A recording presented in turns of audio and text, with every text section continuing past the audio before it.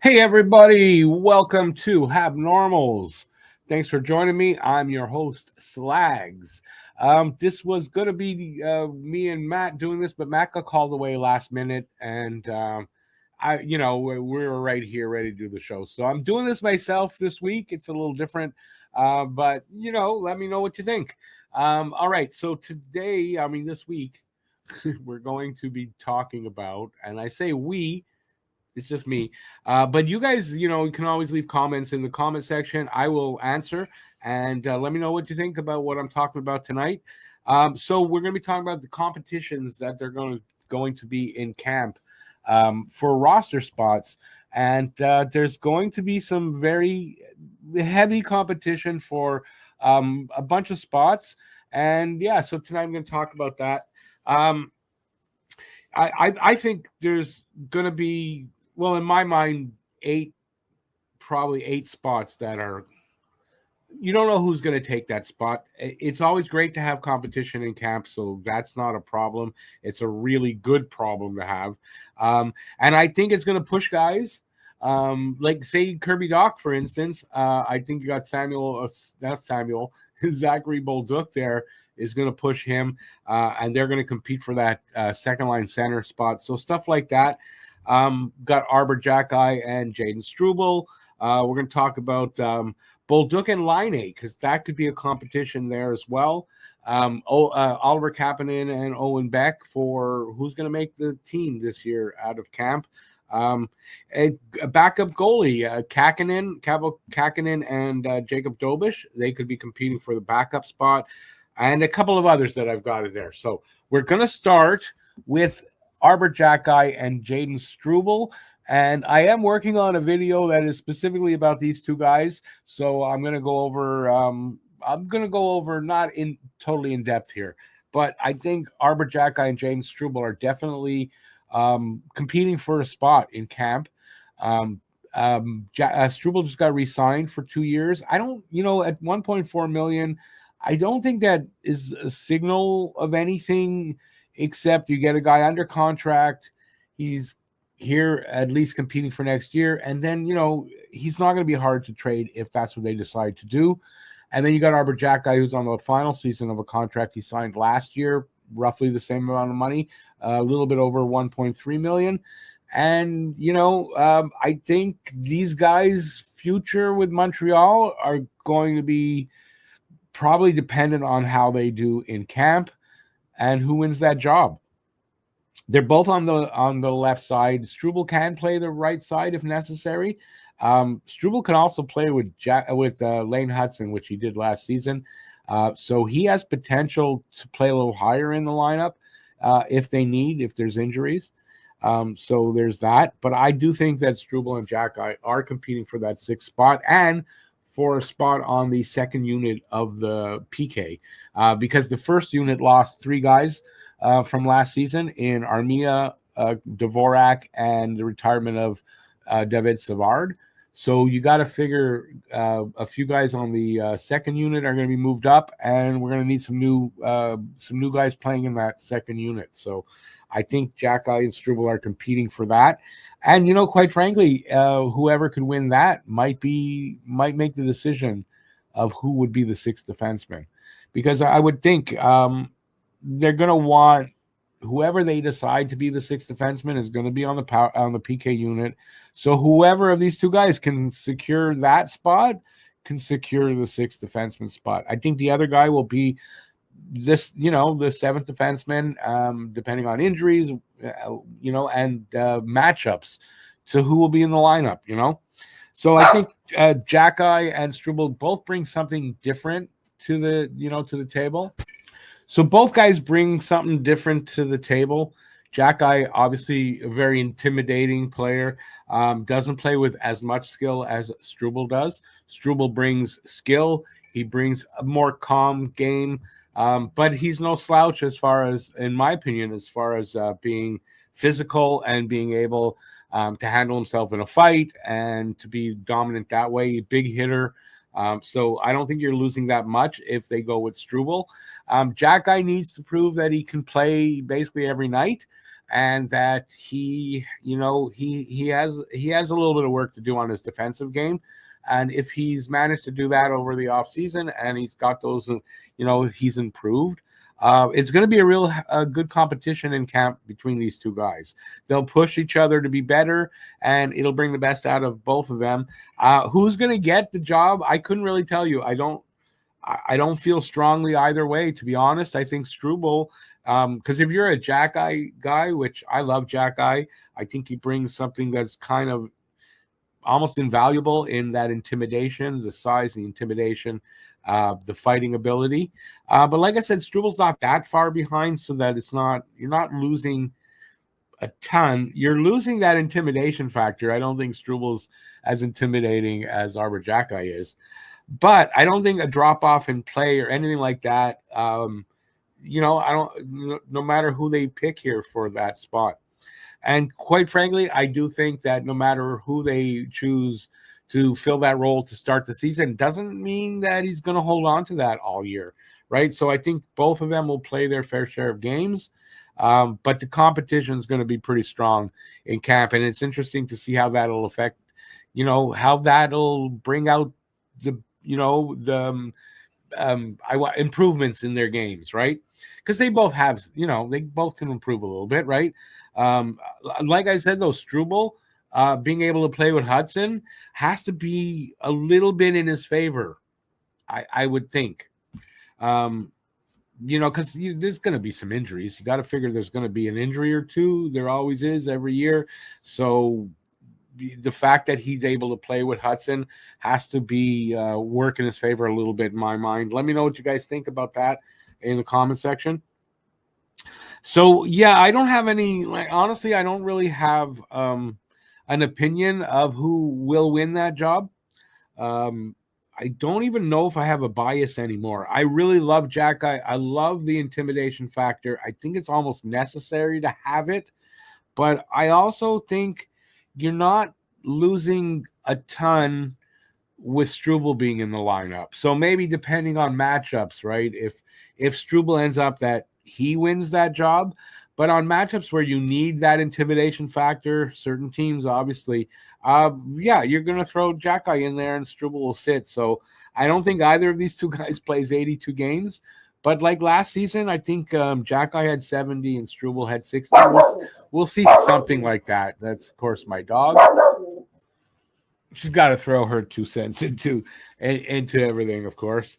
I don't know what else I can really say on that. I'm really curious to hear what you guys think about that, who you prefer, either Jackeye or Strubal. Like I said, I don't really have a preference. I might lean a little towards Jackeye because I want to see that. I want to have that intimidation factor. I think it's really important, especially when you have two of your defensemen who are on the smaller side in Hudson and Carrier. I think having that big, intimidating guy that puts fear into the other team in the lineup, I think that might be beneficial on a lot of nights. But like I said, both, I'm fine with both. And we'll see who's improved more in camp. So that's definitely one of those competitions to look out for in camp. I realize I didn't put this up for Strubal and Jackeye, but the next one I want to talk about is Bulduk versus Doc. I think a lot of people don't think Zachary Bulduk is going to be competing for the second line center job, but he definitely is. He has been working in the offseason. So offseason training with Mark Bureau, who's the team's face-off specialist, face-off coach. That tells you something, right? They're not getting Bulduk to work in the off-season with this guy just so that in case Doc, he was not great at the circle, in case he doesn't, he gets thrown, he'll be able to take the face-off. I realize in camp and all year they do work on that, but I don't think in the off season you're doing that without the thought that Zachary Bulduk will compete to win that job. He played center in junior. He is listed, I believe, as a center winger. So I think that's one of the reasons they brought him in. I've heard some, interview or comments by former coaches and players that know him, and they think that he can be a center. He's going to be a really good player anyway. I do kind of think he's going to be on the second line. I don't know about day one, but I think he might be on the second line if he wins the center job or not. I think for Doc, it's going to be great because Kirby Doc, the last 2 seasons, even though he got hurt, but coming in, was kind of anointed the second line center job. Maybe this year, I don't know if it'll affect whether he gets injured or not, obviously.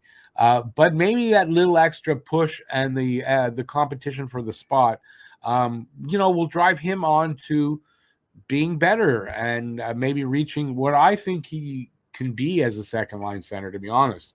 I think if Doc can hit his stride, you're looking at, he's a big guy. He can play physically. He could be as I've deemed him, a power forward center.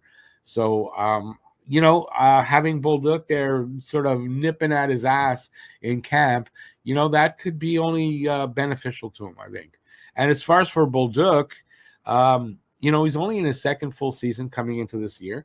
Had a really solid rookie season last season.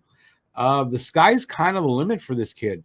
People really, like Patrick Roy, who was his coach in junior and really knows this kid, was really surprised that St. Louis would give up on him and trade him.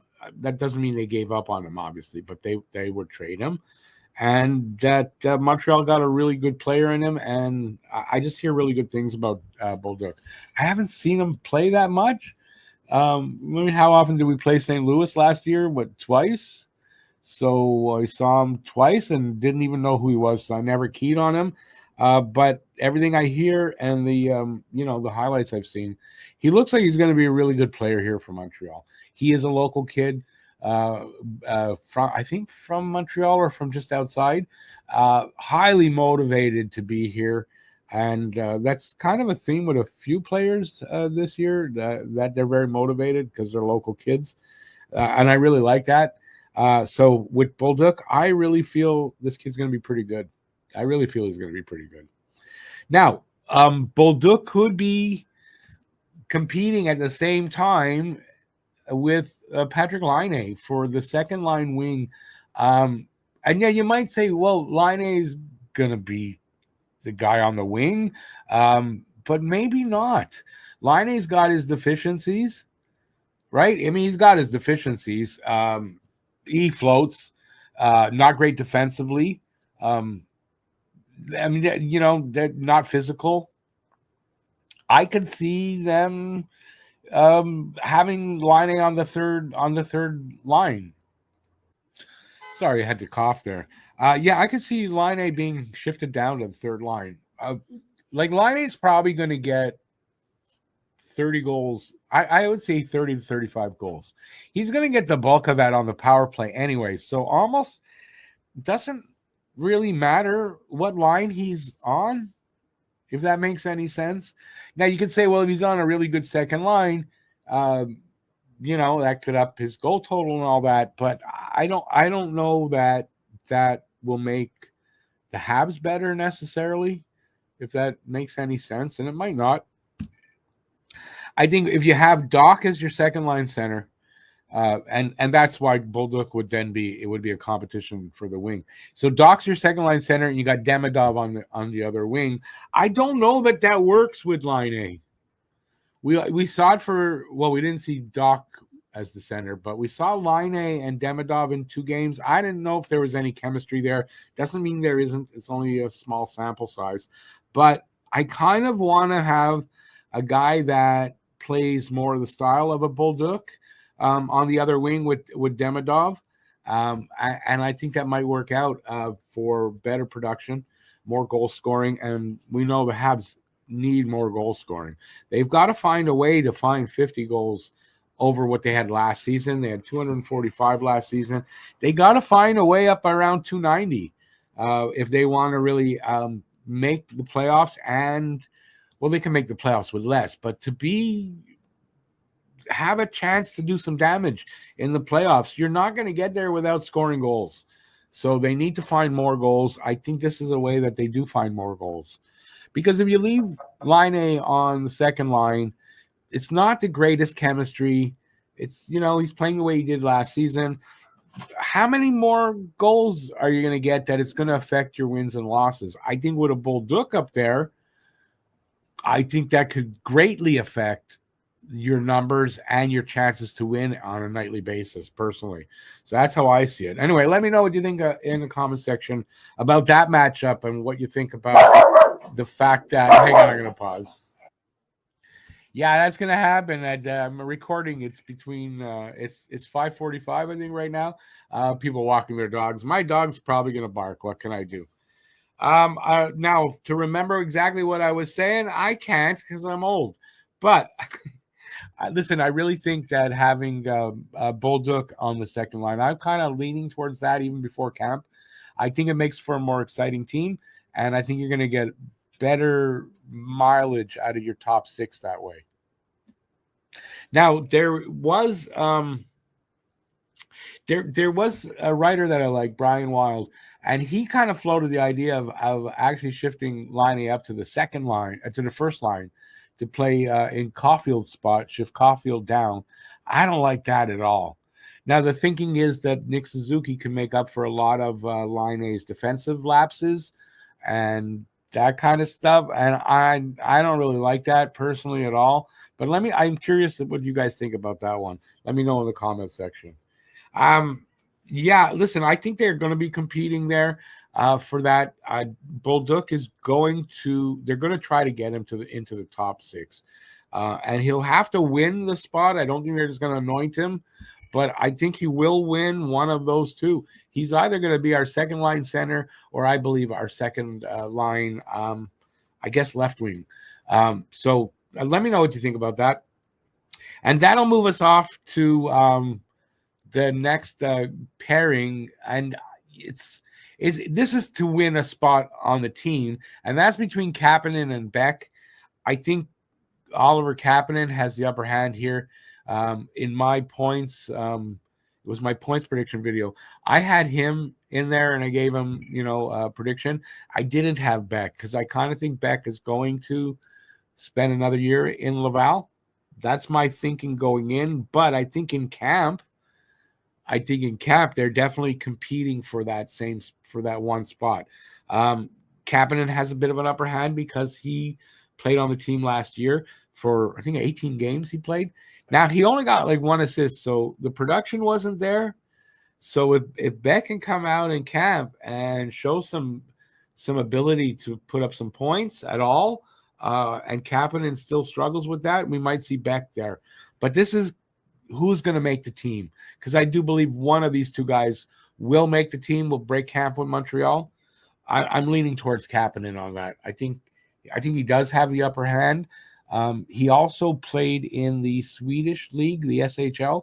I think it was the SHL, and that's where he was playing against men. So he has a bit of an upper hand in that, and he did quite well there. So I think no matter what we saw from him last season, he's got another year. So another year under his belt.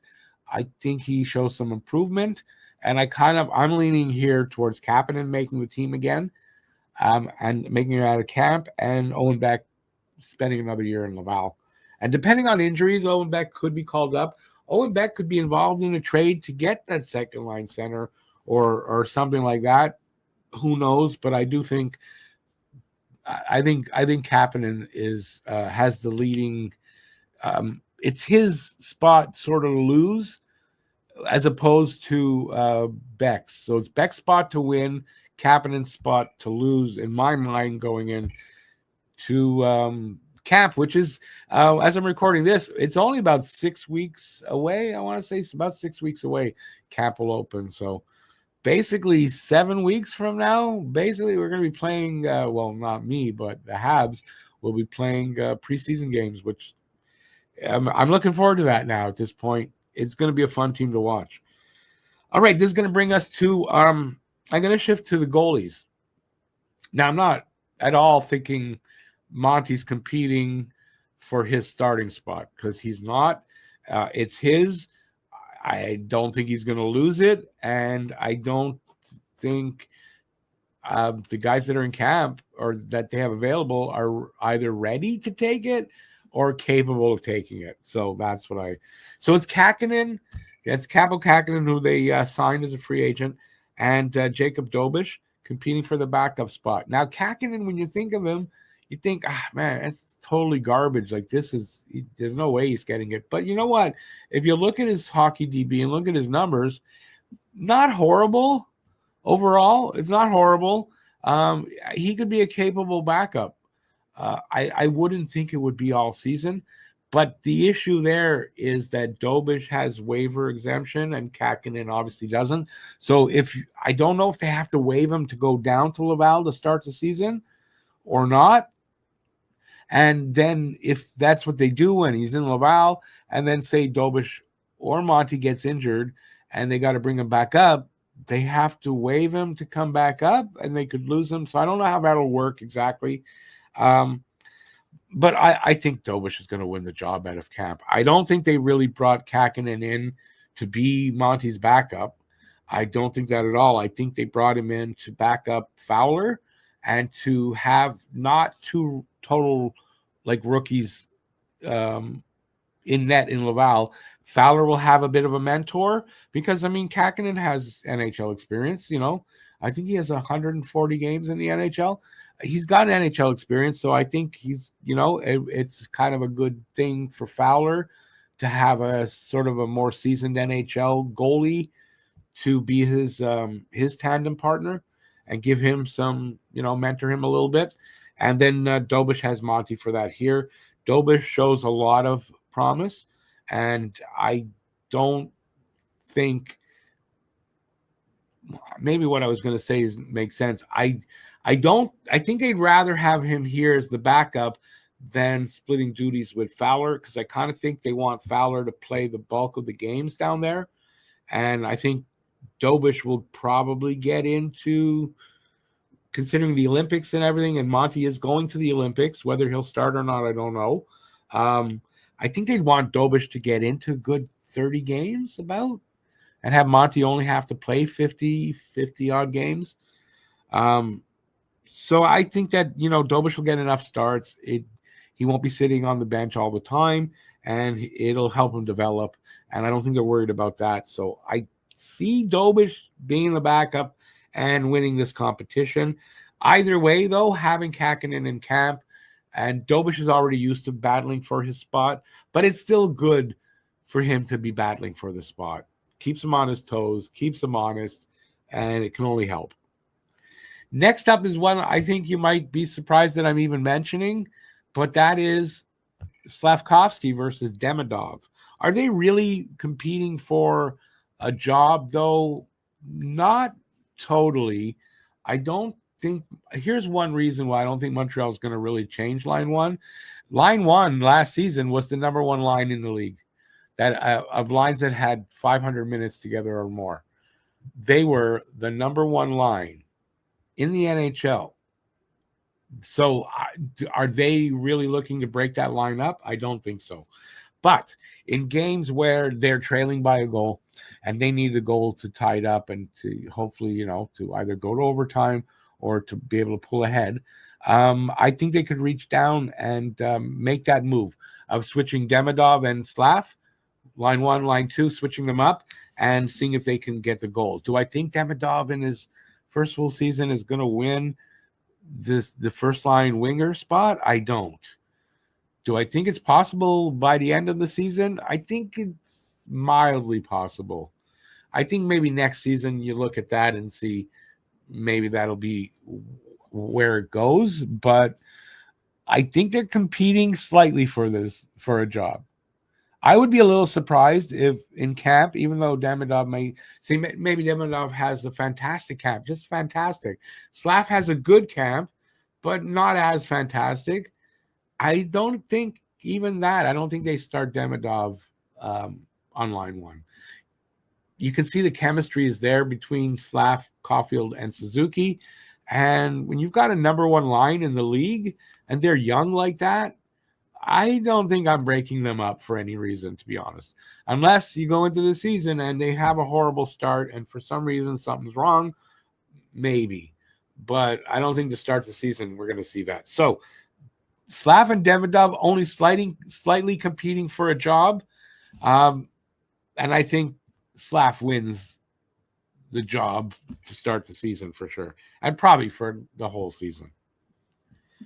All right, we're getting near the end. I got 2 more for you guys. This one kind of milder. Like I don't know. I think it's Kaanin versus Veleno for the third line center. I think they brought Veleno in to be the third line center. To be honest with you, you might think Evans, but I don't know. I think Evans is going to be on the fourth line, probably with one of or both of Anderson and Gallagher for the very experienced fourth line that can put up some points as well. Now, you might not agree with that, and you might want to see more of a checking, hard-hitting fourth line, but I don't know if Montreal necessarily has to do that. I think you can have two, your third and fourth line that can do at least a bit of both. And then if you need, like for a game and you need to concentrate more physicality on one line, you can do that. You can mix and match these guys. But I think Kapanen is thought of as the probably potentially the third line center. I think that's a spot that he's definitely competing for. And I think that's why they brought Veleno in. So I think my thought is that Veleno is going to win the job. Because he has more experience and he probably gives you a little bit better option to win. Now, that's at the start of the season. It could be that by the end of the season, it's Kapanen's job, and maybe Veleno's not either here at all or is down in Laval, because the contract he's got is a no-risk contract. The money is nothing. And if you send him to Laval, if he clears waivers, you get the money back. So, but I don't think they brought him in for that reason. I think they brought him in to legitimately be their third line center for now. He's only signed to 1 year, so there's no commitment there. If he plays like exceptionally well, maybe there's further signing of him. But I think it's a stopgap to bring him in, an experienced NHL center, to play that third line role and hold that spot till Kapanen is ready, or somebody else, or Beck, or somebody else is ready, or they brought in a second line center and maybe drop Doc back, or Bulduk is playing there. There's a lot of options. But I do think Kapanen and Veleno in camp are going to be competing for that second line, for that third line center job. I don't know if there's anything more to add to that. I guess, it's the third line C, maybe fourth line C. Maybe Evans is the third C, and he plays there with Anderson and Gallagher, and then you drop Veleno to 4, and you've got Kapanen, and I don't think Blais. I think Blais is your extra forward. I'm just blanking on who's going to be there. That's how it could work out too. So third or fourth C, but I think they are competing in camp. That'll leave us to the last one, and I don't know how serious this is. But it's basically Evans versus Kapanen or Veleno for that third C. And I think actually it's a possibility that Evans does play third line center. Because of what I just had pointed out, if they want to have a fourth line that is a real fourth line where it's physical, you're an energy line, but you're not really counting on much scoring coming from there. They could change it up and it could look different. And I would then put Evans, because I think Evans is capable to play third line center. He's got some offense in him. And if you're playing him with Anderson and Gallagher because you don't want to have the most expensive fourth line in league history by having those three guys together, that is something like $14 million if all three of those guys play on the fourth line. Even as a third line, it's way too much, but considering the contracts, you don't have much choice. So I think Evans I don't think whether he's going to be a center on this team is in doubt. But it's where does he play, third or fourth line? Yeah, I think it could be either, and I think his competition is obviously Kaanin and Veleno and possibly Beck. But I think Beck is going to stay in Laval. And basically, that's what I got for you. I don't have much more to add because I don't have my co-host. In case you forgot, Matt got called away last minute, and I didn't want to not do the video because I was all prepared for it, and so I thought I'd do the pod myself and try it out. Let me know what you think of that. Did I do an okay job? Did I talk too fast? Did I make any sense? Let me know in the comment section, and of course, let me know what you guys think about these matchups. Are there any other matchups that I'm missing here that you think are going to be guys competing for the same spot on the roster in camp? If so, let me know and give me your opinion on that. And I will respond to a comment like that and give you my opinion on that. So that's it. It's a bit of a fast pod, but I am alone. I hope you liked it. I'm going to stop here. Next week, we will be back. So hopefully I won't be alone, and we'll have new topics for you. So look forward to that. And if you're watching this, I just put out my I got to remember what I put out. I call it the Dirty Dozen hot takes for Montreal for the upcoming season. So look for that on the channel here. I'll try to leave a link in the description for that, but it depends on when I put that out and when this goes out. The timing might be different, but look for it on the channel. And that, I'm going to stop talking here. Leave comments. Give a thumbs up if you liked it. Hit that subscribe button if you haven't already, and consider hitting that join button. And hey, maybe you want to get a Talking Habs mug, HabNormals hat, and this is one of the shirts from the other pod, We're gonna Flyer Up Pod. Link is right down there as I'm pointing for the merch. Check it out. Let me know what you think of the store. And that's it. Till next time, stay safe out there. Peace out, and have a good rest of the day. Ciao, everybody. I hope you enjoyed the pod.